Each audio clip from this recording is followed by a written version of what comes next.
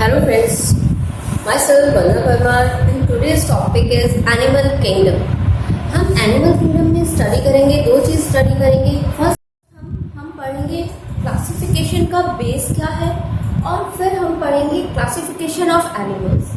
तो now today we will start basis of classification कि हमने क्लासीफाई किस बेस पे किया. हम यहाँ एनिमल किंगडम पढ़ रहे हैं तो मोस्ट ऑफ द एनिमल्स क्या है, most of the animals multi cellular है और कुछ एनिमल्स क्या है सिंगल सेल भी है, जैसे आपने बात करी थी अमीबा की जिन्हें हमने प्रोटोजोअन्स कहा था.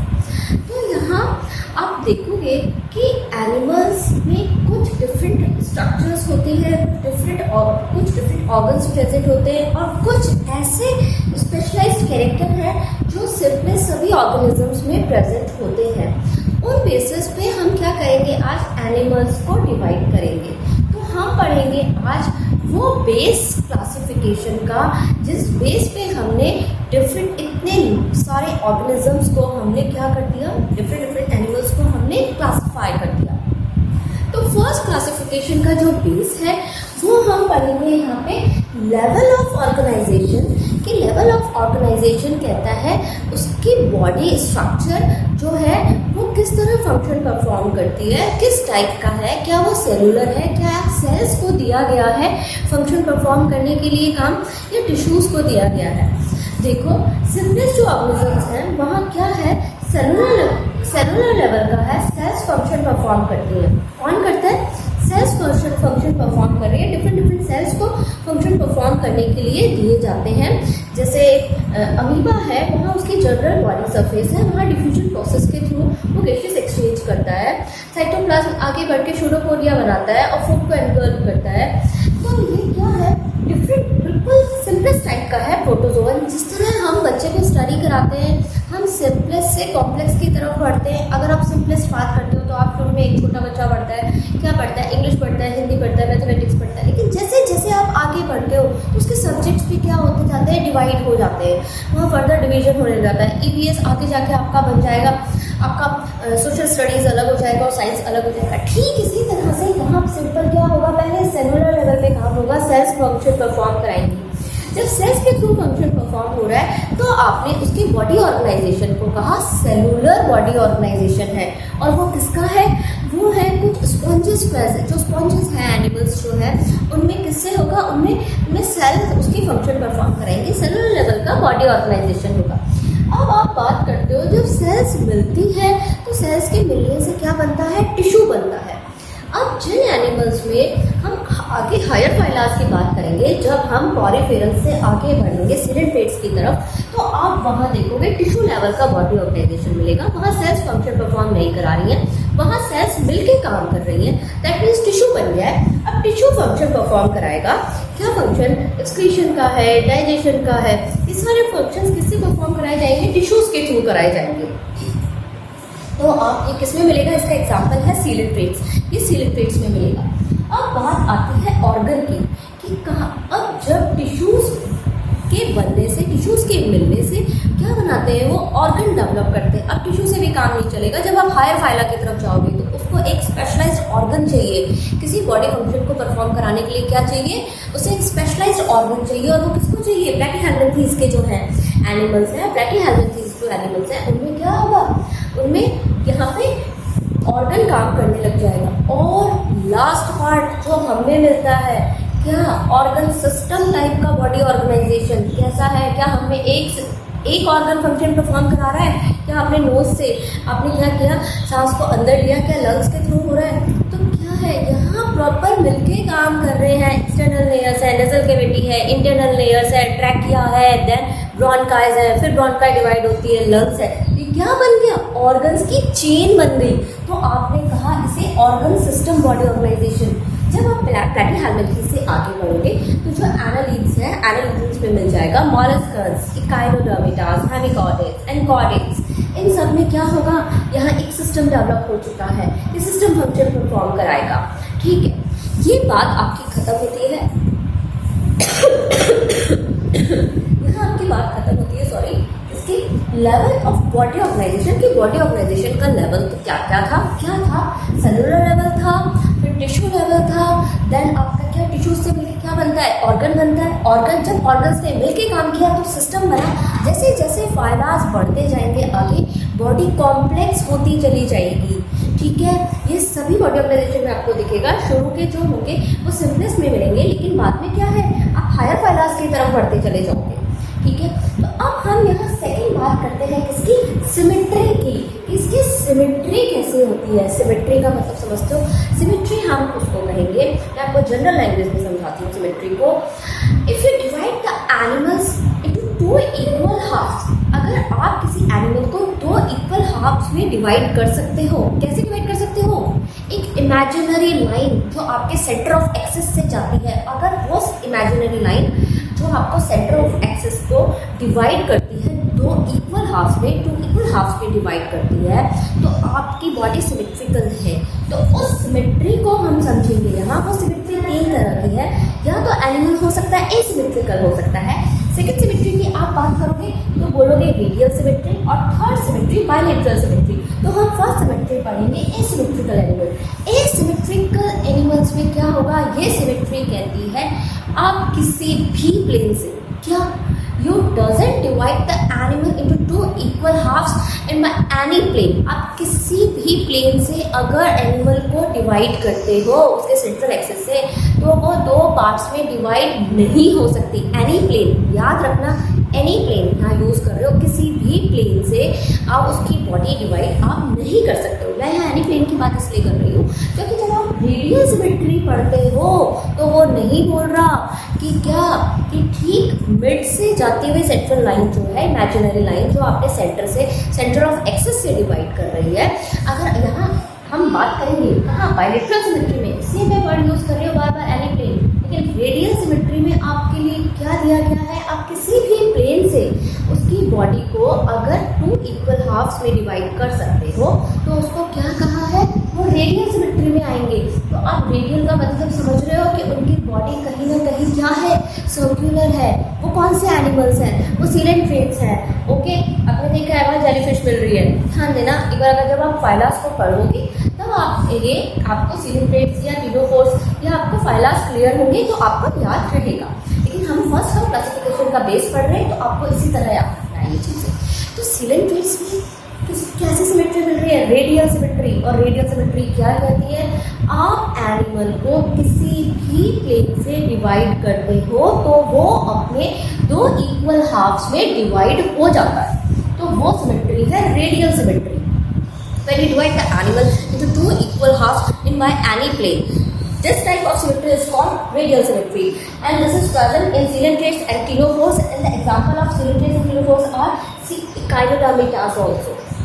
Chirodermatous example is sea anemone and coelentrates hydra. Okay, हम लास्ट सिमेट्री की बात करेंगे जो है बायलैटरल सिमेट्री। बायलैटरल सिमेट्री कहती है वो इमेजिनरी लाइन जो आपके सेंटर ऑफ एक्सिस से जाती है, और अगर आपकी बॉडी को 2 इक्वल हाफ्स में डिवाइड करती है तो आपकी सिमेट्री कैसी है, बायलैटरल सिमेट्री, जो हमें मिलेगी ऑर्थोपॉड्स में भी मिलेगी, बटरफ्लाई में मिलेगी। किसमें मिलेगी, ह्यूमन्स में, बटरफ्लाई में, ऑर्थोपॉड्स में मिलेगी, और किसमें मिलेगी, एनालिडल्स में मिलेगी। प्लैटीहेल्मिन्थीज के जो एनिमल्स हैं, platy, flat and helminthes worms, flatworms की बॉडी भी इसी तरह होती है। अगर आप उसकी बॉडी को उसकी सेंटर ऑफ एक्सिस से डिवाइड करते हो तो उसकी बॉडी 2 इक्वल हाफ्स में डिवाइड हो सकती है। ठीक है, तो ये बात आती है आपकी बेसिस ऑफ क्लासिफिकेशन में। लेवल ऑफ ऑर्गेनाइजेशन की बात करी और हमने किसकी बात करी, सिमेट्री की बात।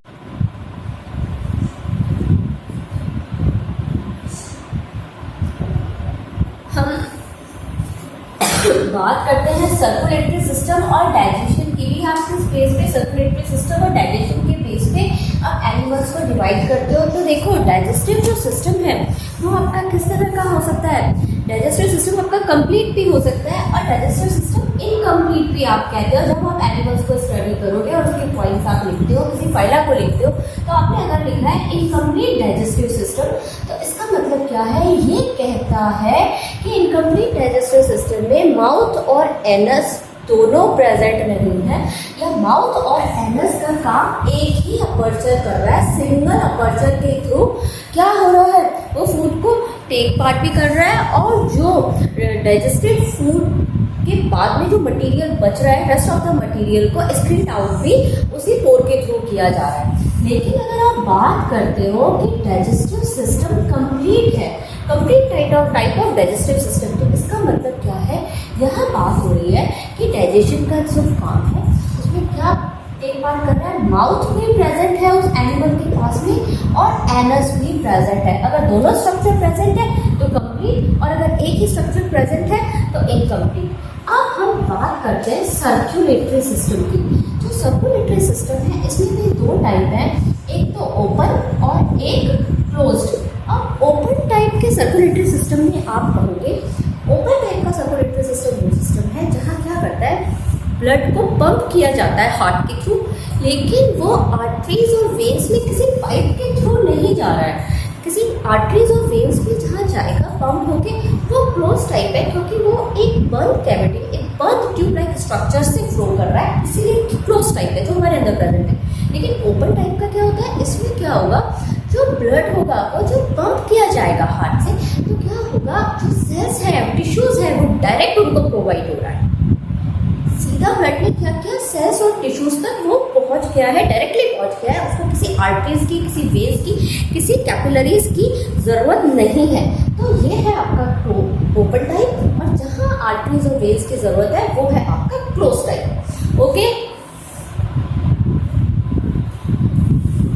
यहाँ हम थर्ड पढ़ेंगे, जर्मिनल लेयर की बात करेंगे। जर्मिनल लेयर हो सकती है या तो डिप्लोप्लास्टिक हो सकता है या ट्रिप्लोप्लास्टिक। इसको किस बेस पे डिवाइड करते हो आप, जब क्लीवेज होता है तो क्लीवेज होने के बाद में क्या स्टेज बनती है, फर्स्ट स्टेज बनती है ब्लास्टुला और सेकंड स्टेज बनती है, फिर स्टेज बनेगी गेस्टुला। जब क्लीवेज के बाद में ब्लास्टुला और गेस्टुला स्टेज आती है, तो गेस्टुला स्टेज के आने तक क्या होता है, 3 लेयर्स डेवलप होती हैं आपकी बॉडी में, जो इनका क्या काम है, जिनका काम है आपके बॉडी ऑर्गन्स को डिराइव करना, बनाने का काम है। आपके बॉडी जो ऑर्गन्स है, जब आप बड़ी क्लासेस में पढ़ोगे तो ये पढ़ोगे इसका ऑरिजिन क्या है, मेसोडर्मल ऑरिजिन है, एक्टोडर्मल ऑरिजिन है, एंडोडर्मल ऑरिजिन है, वो ऑरिजिन यहीं से डिवाइड होता है, यहीं से डिफ्रेंशिएट करते हो आप उसको। तो 3 लेयर्स डेवलप होती है, एक्टोडर्म, एंडोडर्म, मेसोडर्म। जब ये तीनों लेयर्स प्रेजेंट है तो आप कहोगे ट्रिप्लोब्लास्टिक। और ट्रिप्लोब्लास्टिक कौन है, हम ट्रिप्लोब्लास्टिक है, हम कहेंगे ट्रिप्लोब्लास्टिक है। और क्या है, यहाँ पे सिलेंट्रेट्स की बात आती है। जब ट्रिप्लोब्लास्टिक की बात करोगे आप तो क्या आएगा, पॉलीफेरस आएंगे। पॉलीफेरस पे क्या होता है, 2 ही लेयर प्रेजेंट होती है, कौन सी, एक्टो और मेसो नहीं, एक्टोडर्म प्रेजेंट होती है और एंडोडर्म प्रेजेंट होती है। और एक्टोडर्म और एंडोडर्म के बीच में मेसोग्लिया फिल्ड रहता है। क्या फिल्ड रहता है, यहाँ मेसोग्लिया फिल्ड रहता है। तो यहाँ बात करते हो जर्मिनल लेयर में किसकी, डिप्लोब्लास्टिक की और ट्रिप्लोब्लास्टिक की। अब आप बात करोगे किसकी, सीलोम की। सीलोम क्या होती है, एक्चुअली आप ये देखो, फर्स्ट ऑफ ऑल सीलोम क्या है, सीलोम एक बॉडी कैविटी है। सीलोम किसको कहोगे आप, इसको आप बॉडी कैविटी कहोगे, जो आपकी आउटर सरफेस है, बाहर जो एक्टोडर्म प्रेजेंट है और अंदर क्या है, यहाँ पे गट प्रेजेंट है। तो आउटर सरफेस और गट के बीच में एक कैविटी और प्रेजेंट होती है, उसे आपने नाम दिया है सीलोम। और ये जो कैविटी है ये किससे लाइंड है, ये कैविटी लाइंड होती है किससे, मेसोडर्म से लाइंड होती है। ये मेसोडर्म से लाइंड है। जब बॉडी कैविटी मेसोडर्म से लाइंड है, मेसोडर्मल सेल्स अगर उसको कवर कर रही हैं तो आप कहोगे इसे ट्रू सीलोम, और एनिमल्स को कहोगे सीलोमेट्स।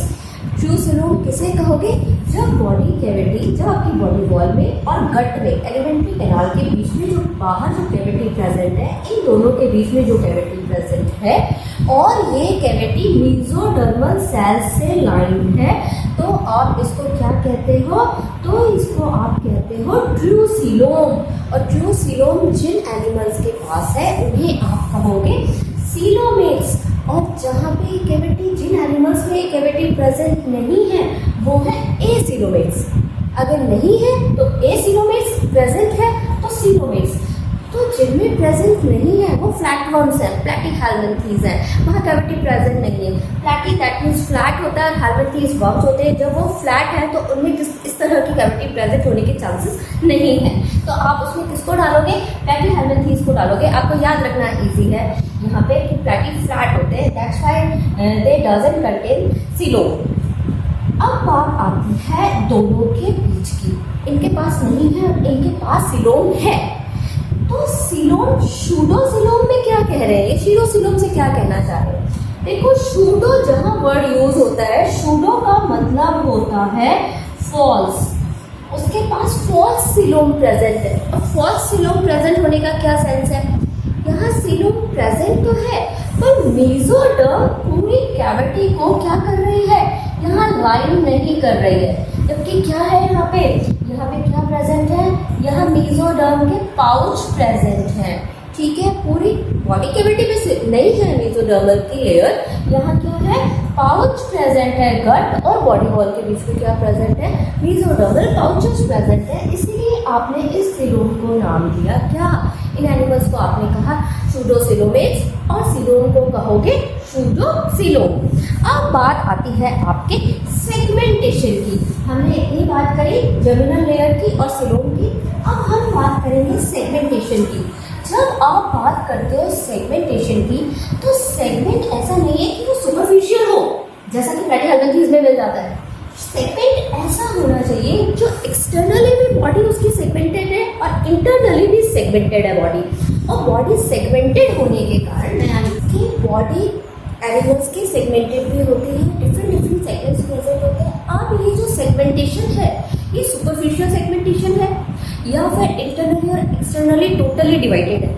जहाँ इंटरनली और एक्सटर्नली अगर एनिमल की बॉडी डिवाइडेड है तो उस सेगमेंटेशन को आप कहोगे ट्रू सेगमेंटेशन, वहाँ सेगमेंट्स प्रेजेंट है। और एक कंडीशन है ट्रू सेगमेंटेशन की कि वहाँ जो ऑर्गन्स हैं, जो मेसोडर्मल ऑरिजिन से डिराइव्ड ऑर्गन्स हैं, वो क्या है, वो रिपीटेडली प्रेजेंट है। वो उन सेगमेंट्स के कई सेगमेंट्स के पास में वो ऑर्गन्स प्रेजेंट है। रिपीटेडली प्रेजेंट है इसका मतलब यही है कि वो सेगमेंट्स के पास में प्रेजेंट है, 2 से 3 से 4 सेगमेंट्स के पास में वो अपने वापस से वो उनकी टेंडेंसी है वापस प्रेजेंट होने की।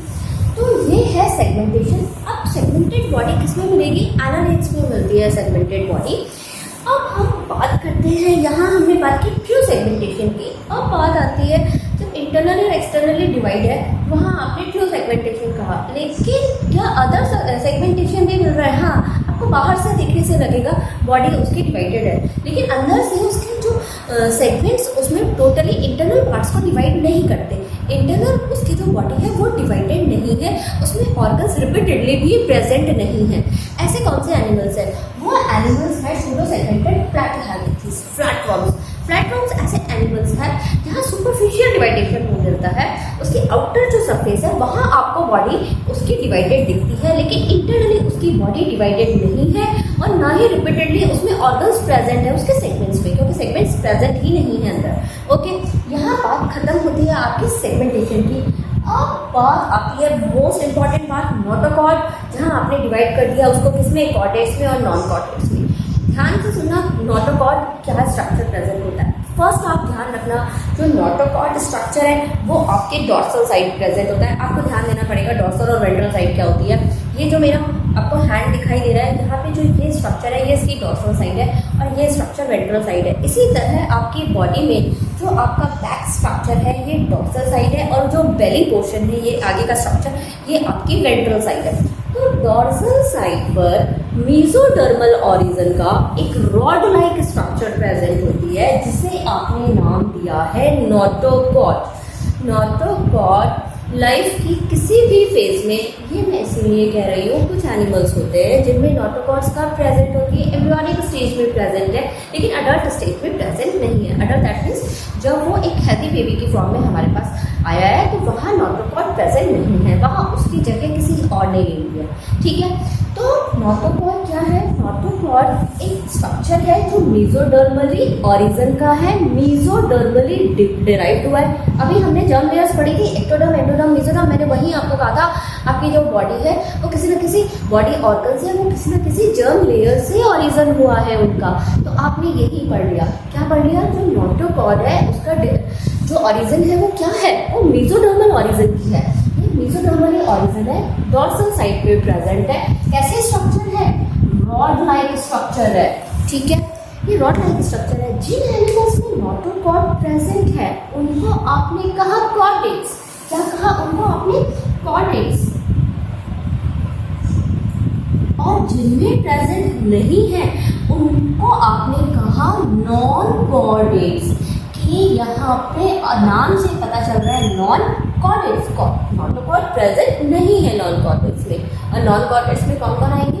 पॉलीफेरम्स आएंगे, सीलेंट्रेट्स आएंगे, एस्टेहेलमिथीज, प्लैटीहेलमिथीज, एनालिड्स, आर्थ्रोपॉड्स, मॉलस्कन्स, इकाइनोडर्मिटल्स, ये सब किसमें आएंगे? नॉन कॉर्टेक्स में आएंगे। कॉर्टेक्स में कौन आ रहा है? हम आ रहे हैं, फिशेज आ रही हैं, ठीक है, जो आप आगे कॉर्टेक्स में पढ़ोगे, ठीक है।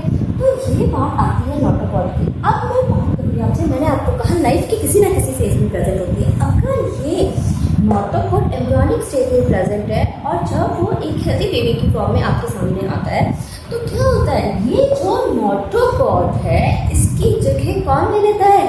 नॉटोकॉर्ड आगे जाके वर्टिब्रल कॉलम बन जाता है। नॉटोकॉर्ड किसमें हो गया?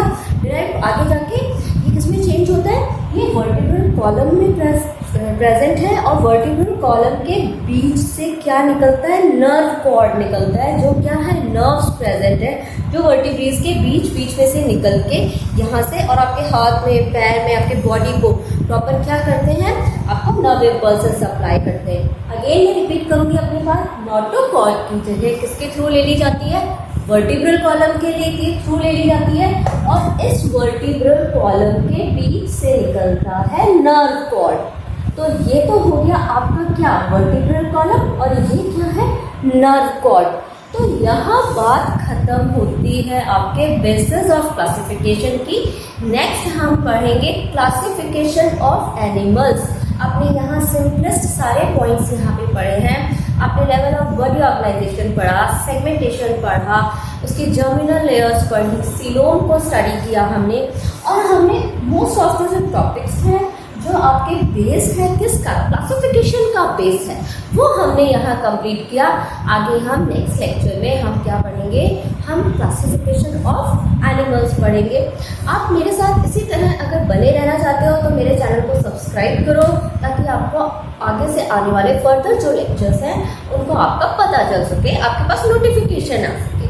आपको अच्छा लग रहा है मेरा वे ऑफ टीचिंग तो मेरे चैनल को आप लाइक कीजिए, अपने फ्रेंड्स के साथ शेयर कीजिए। ओके।